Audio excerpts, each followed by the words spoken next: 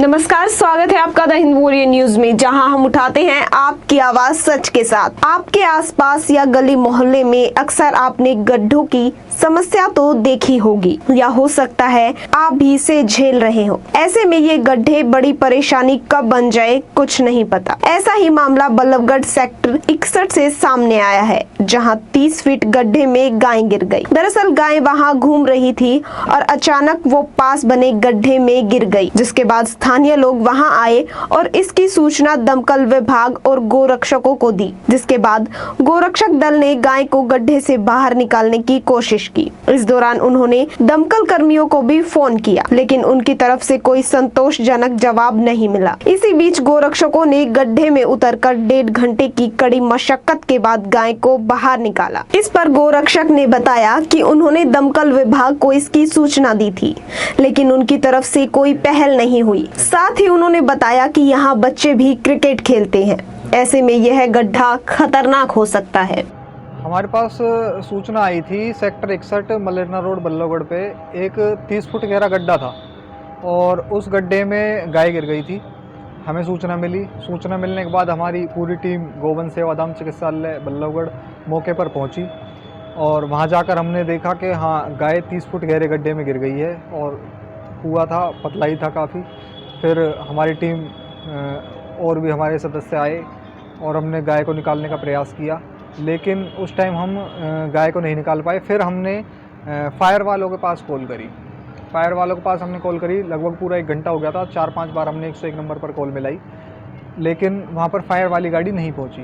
वो मैडम जो 101 नंबर पर बैठी थी वो हमें गुमराह करती रही। पूरे 1 घंटे उन्होंने हमें सिर्फ गुमराह किया और कुछ नहीं किया। फिर हमने अपने और टीम के और बंदे बुलाए और अपना रास्ता वगैरह मंगाया और फिर गोवंश को बड़ी मुश्किल से मेहनत करके कुएं से बाहर निकाल दिया। कैसे कितना समय लगा रेस्क्यू करने में?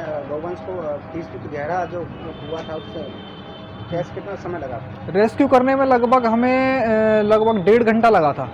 1.5 घंटे में हमने गौ माता को कुएं से बाहर निकाला था। नगर निगम और प्रशासन की कोई मदद आपको मिल पाई इसमें? नगर निगम का तो वो एरिया नहीं था, हमारी बात भी हुई थी, होड्डा का एरिया था और वहाँ फायर की हमें बहुत ज़्यादा ज़रूरत थी, इसीलिए हमने बार बार उन्हीं को कॉल की थी। लेकिन 1 घंटे तक उन मैडम ने सिर्फ हमें गुमराह किया, लेकिन वहाँ पर फायर नहीं दिया। तो गोवंश को सुरक्षित बाहर हाँ, गोवंश बिल्कुल सुरक्षित बाहर निकाल दिया गया। क्या कहेंगे उसको लेकर? कहीं ना कहीं मदद है वो प्रॉपर नहीं मिल पाती आपको?